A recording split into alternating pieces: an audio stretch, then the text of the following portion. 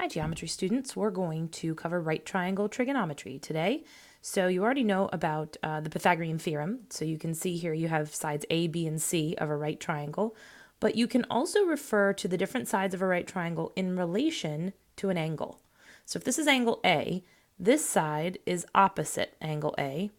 This side is adjacent or touching angle A.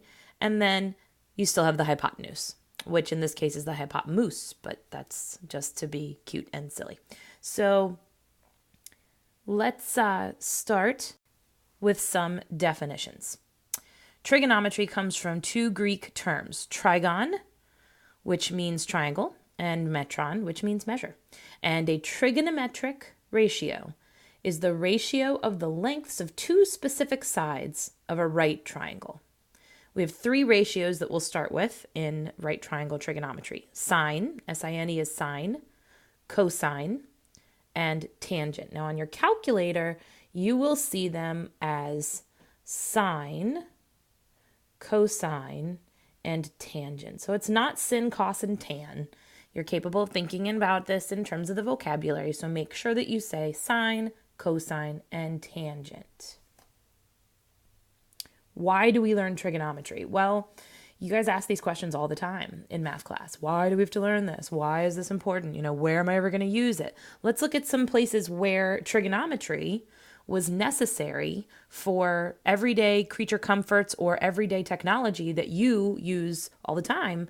Let's look at what trigonometry had a part in creating. Now, I can't be specific. I can't give you equations right now. We're not going into that.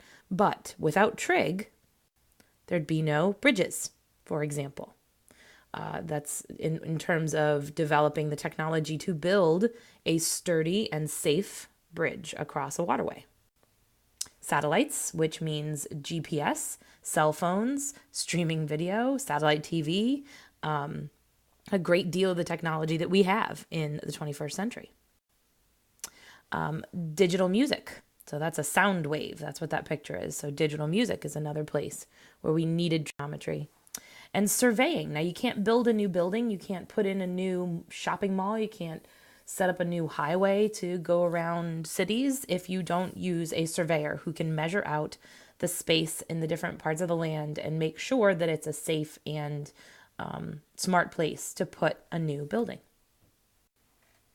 All right, so now at least you have some idea of why we learn trigonometry. Okay, so let's talk about what trigonometry is. Each ratio is written based on the angle that you're finding the sine, cosine, or tangent for. And this down here, this is going to be angle theta right here. That's a Greek letter, theta. The sine of theta is the length of the leg that is opposite theta over the length of the hypotenuse of the triangle. So that's opposite over hypotenuse. All right, the cosine. The cosine of theta is the length of the leg adjacent to theta, here, over the length of the hypotenuse, or adjacent over hypotenuse. And finally, the tangent. And the tangent of theta is the length of the leg opposite over the length of the leg adjacent. So opposite over adjacent. Okay, and so what we can do to remember these ratios is we can make a little mnemonic device.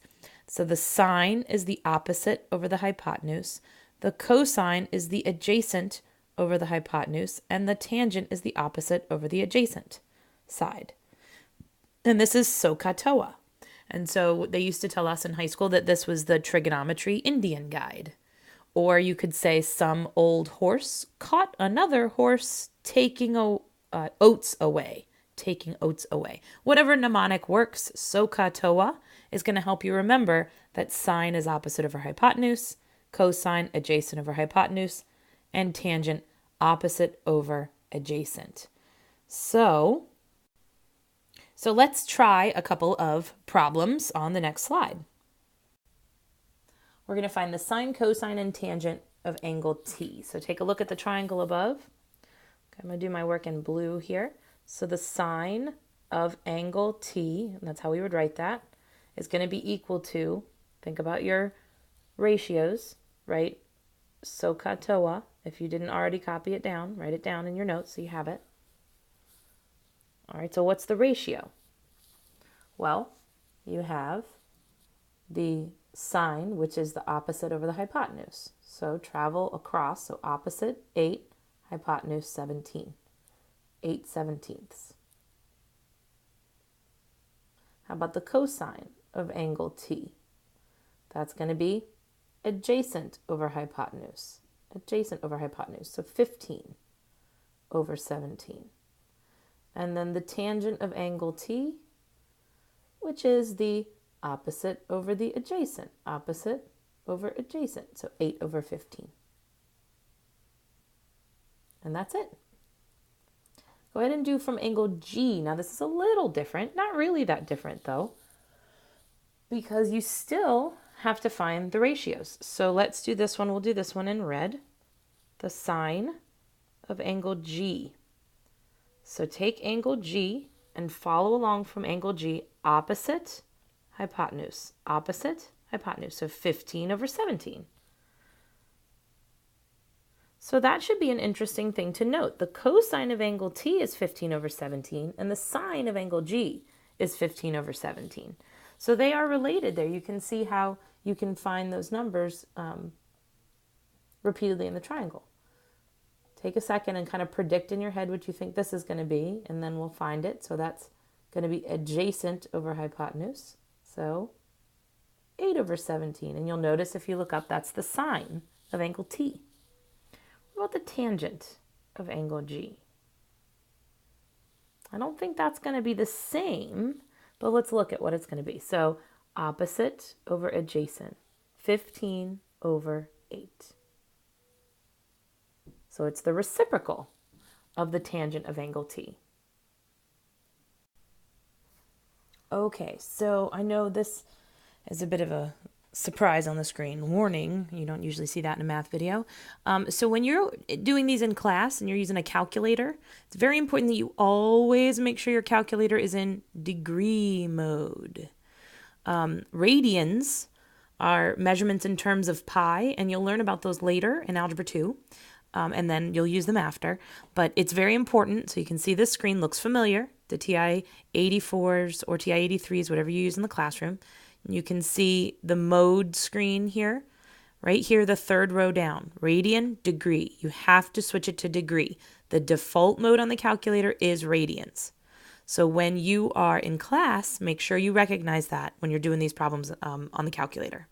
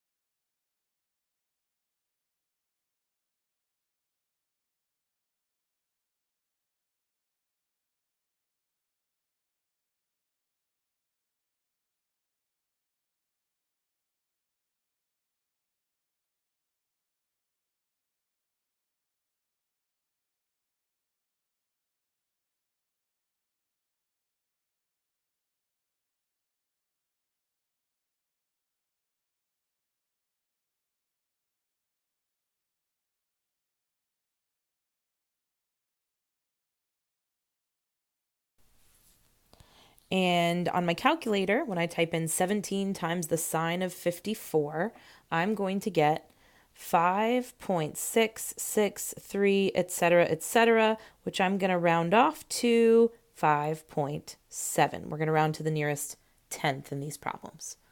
Okay, so the sine of 54 is a decimal, and that decimal times 17, so it's probably right around 0.35-ish, somewhere in there. When you multiply it by 17, you get 5.6. 5.663, and then we rounded off 5.7. Okay, now we'll go on to number 4. Let me clear out some space here.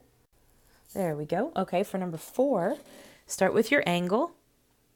All right, we have angle of 28 degrees. Opposite that, we have 1.0, and adjacent to that, we have W. So again, I heard opposite, I heard adjacent. Opposite over adjacent, that's tangent. So the tangent of 28 degrees is equal to the opposite side over the adjacent side. Okay, so this one's a little different. 1.0 over W. So in order to solve this, I'm going to have to start off by multiplying by W, which is going to make that fraction go away. Now I have W times the tangent of 28 is equal to 1.0. Now remember, the tangent of 28 is a number. We don't know what it is yet because we haven't typed it in our calculator, but it is a number. So you can divide both sides by the tangent of 28. That cancels out on the left, and we get W equals, and let's see, what do we get? We get 1.8807, 1.8807 dot, dot, dot, which is approximately 1.9. So the length of side W here is 1.9. All right, so if you followed me through those two, you try number 5. So start with, we have an angle of 33 degrees. Well, what sides do I have in relation to that angle?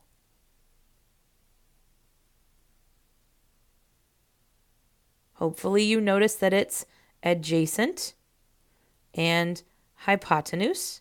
And hopefully that makes your brain say that you're using which trig ratio? Cosine.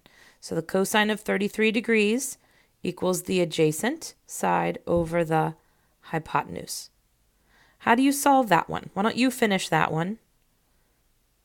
So you do the math, use your calculator, or you can go on Desmos. Desmos will do this for you as well on your Chromebook.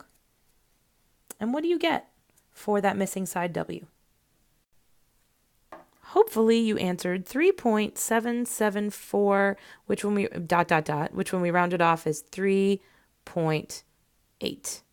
And one thing you can stop and think about here is, well, it should be smaller than 4.5 because it is a leg of the triangle, not the hypotenuse. Hypotenuse will be the longest. Okay, and then there's really no other specific way to check this except to think logically and make sure that you use the right process. Okay. The next thing we're going to look at is how you find a missing angle if you have the sides. So if you know the sine, cosine, or tangent of an angle, which you can find on a calculator, or if you're my grandfather, 90 years ago, you could use a table. You had little tables in the back of your math book that would have these values. You can use the inverse ratio to find the missing angle. So if I have this triangle, BC is this side, over AB is the hypotenuse, that's the sine of angle A.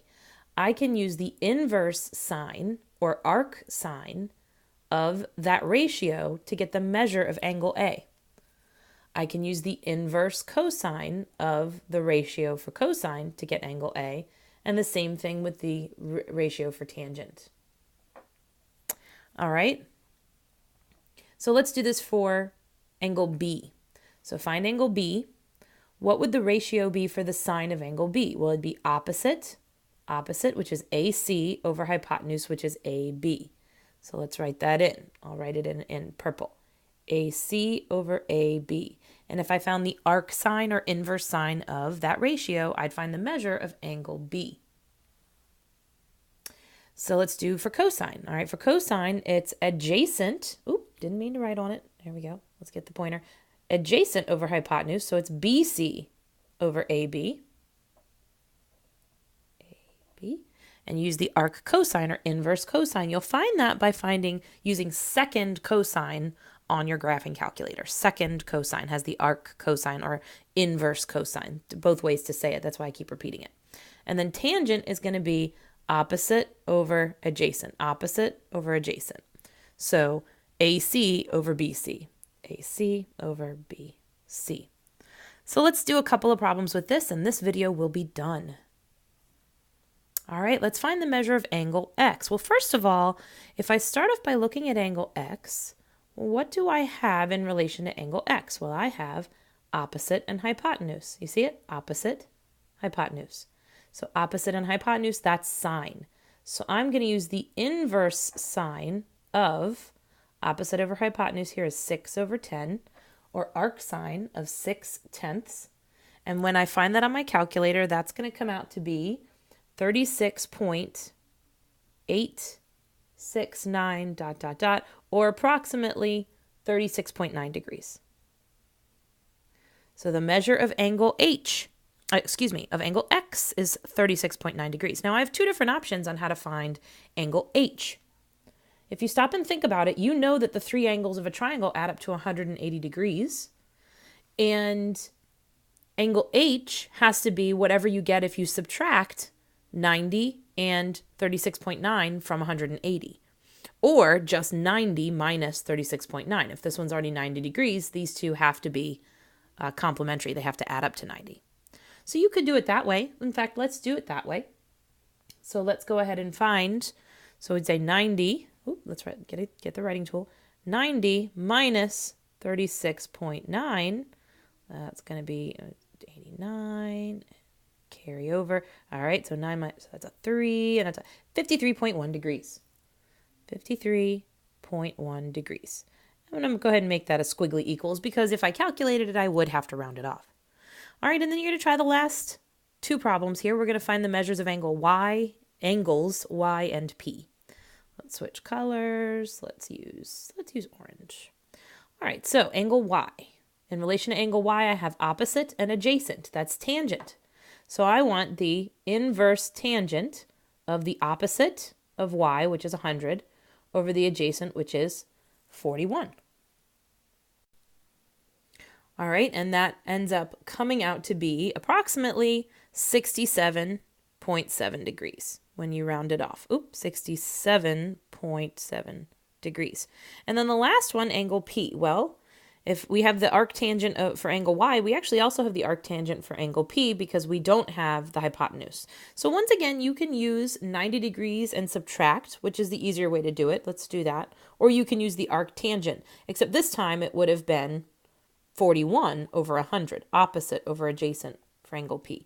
But let's just use our complementary rule. 90 minus 67.7, well, that's a 0.0, so that's now 89. Carry a 1, that's a 3, that's a 2, 22.3 degrees. 22.3 degrees.